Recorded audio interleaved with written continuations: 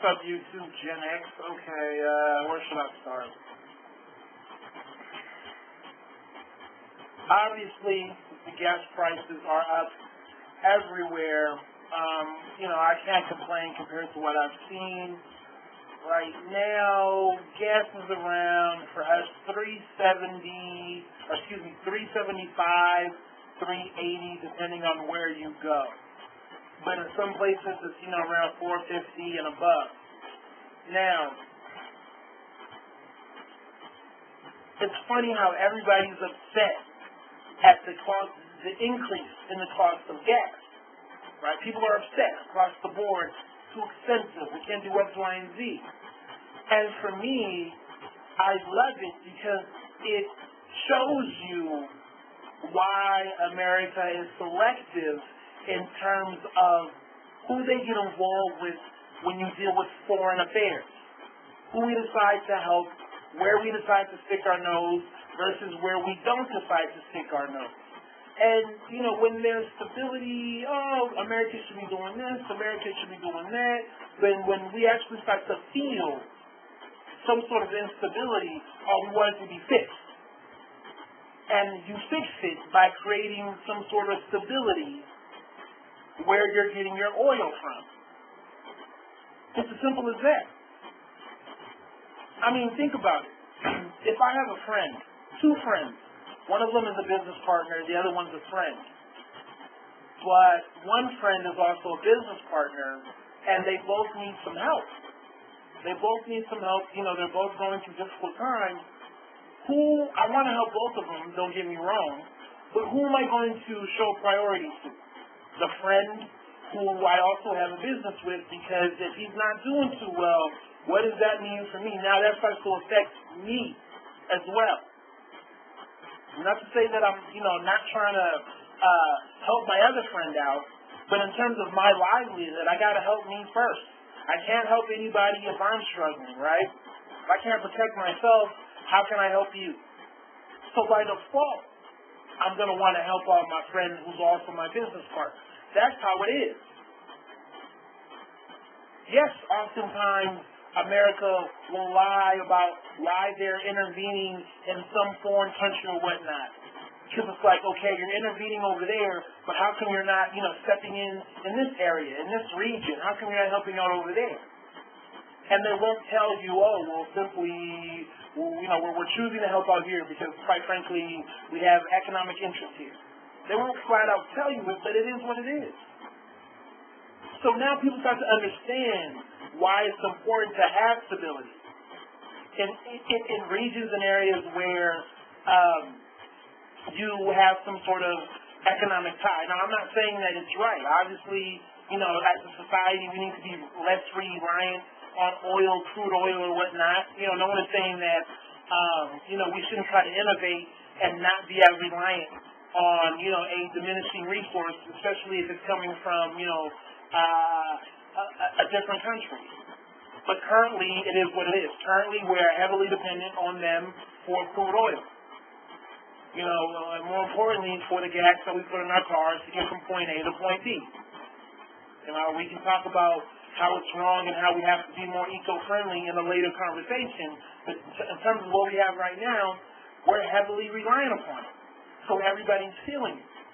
And people are upset. And the part that annoys me is people won't put two and two together.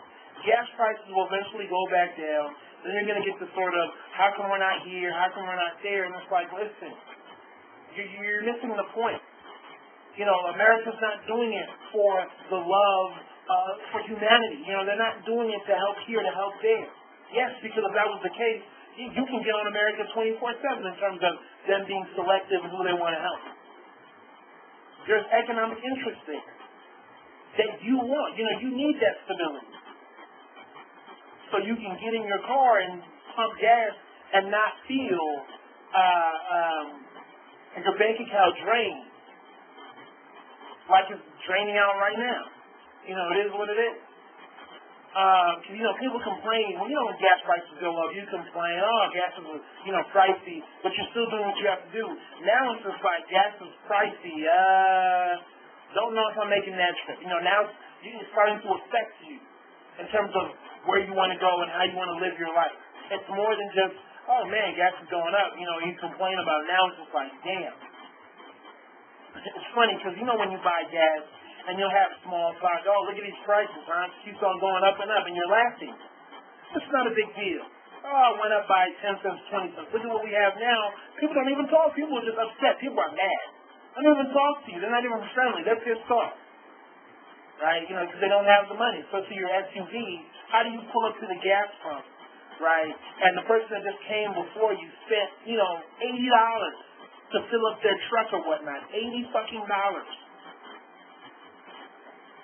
So it is what it is.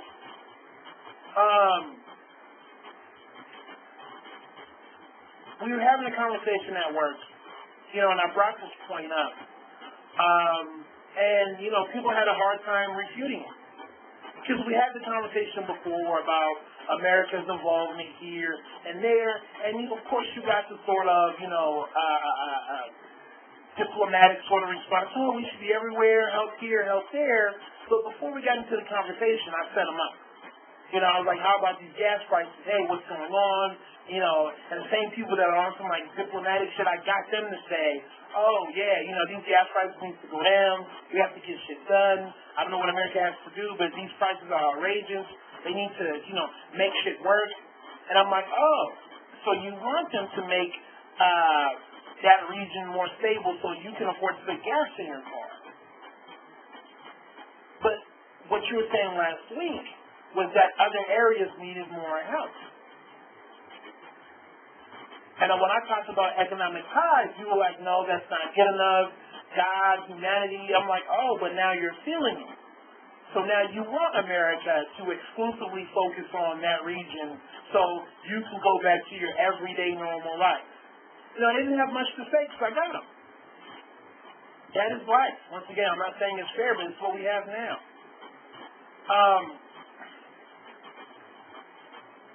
The hardest part in terms of what people don't understand about America and foreign affairs is that it's not so much about picking a winner or a loser or who's right and who's wrong. When people want to talk to me about politics and foreign relations and what's going on in different countries, especially in the Middle East and in Africa, I don't get too concerned with who's right or who's wrong. I don't take sides because there's always going to be happy people and unhappy people in terms of how you're set up. That's life.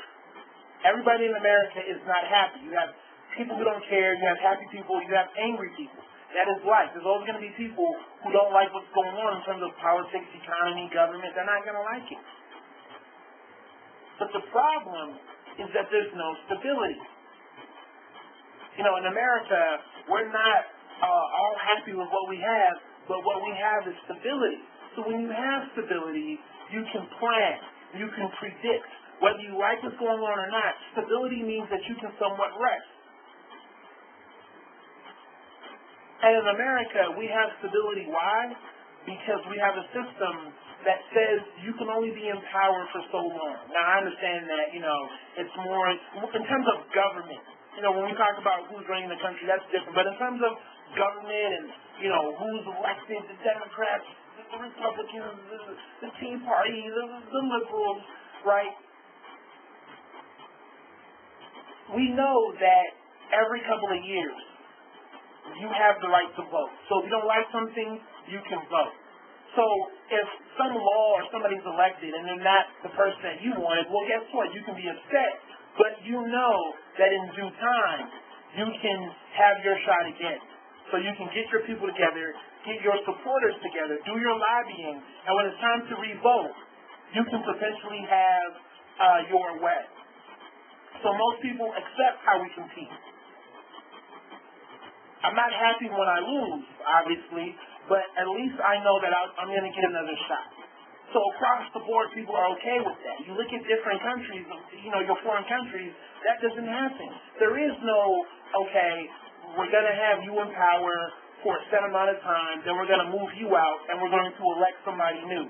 So everybody has a fair shot at getting their way. It's not there. So people are unhappy. When you get unhappy in America, especially if you're really passionate, and you're unhappy with how the Republicans are operating, or how the Democrats are operating, or how this group or that group is operating, you can sit back and say, you know what? When it's time to re-vote, or when it's time to vote, or do whatever I need to do, I'm going to make sure I'm doing this. You don't have to sit there and take it, right? So we have stability because of that.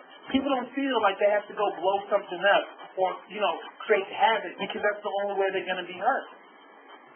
Also, America has stability because we can implement the rules of the winner.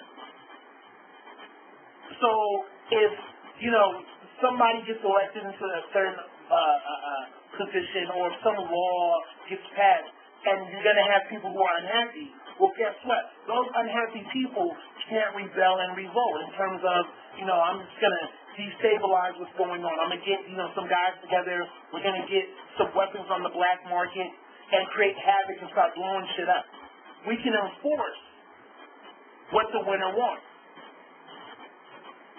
So you can go ahead and hate the government, hate Obama, hate this, hate that, and go get a militant group of, let's say, 5,000 men that are well-armed and well-equipped. Well, guess what? You're going to be shut down. They're going to stomp you out.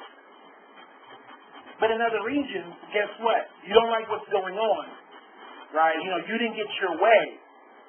And you know that, you're not going to get another opportunity because there's no, time limit in terms of who can be in power. What are you going to do? Let me go off, get my group together, get my guys together. You can call them radicals or call them whatever. Get some weapons and get some bomb makers or whatnot and create havoc and destabilize what's going on. Right? It's almost like a freaking black party. When somebody shows up, nah, y'all can't get in, no hoodies, no white tees, no Air Force One. They're going to shoot the club up and fuck the whole party up. Fuck the whole club up. That's what's going on over there. They fucking the club up. Right? So you see why there's no stability over there. So what America tries to do, let's go over there, give them democracy. We don't give a fuck who's in power for the most part, right? I mean, you do to a certain extent, but for the most part, it's like, can we just get stability here, right? Because whoever's in power, we're going to do what we have to do covert. Behind the scenes, we're still going to make sure we have our puppets in play. But let's get some sort of, pseudo-democracy so people feel like they can have their way every couple of years, right? So let's try to give them that.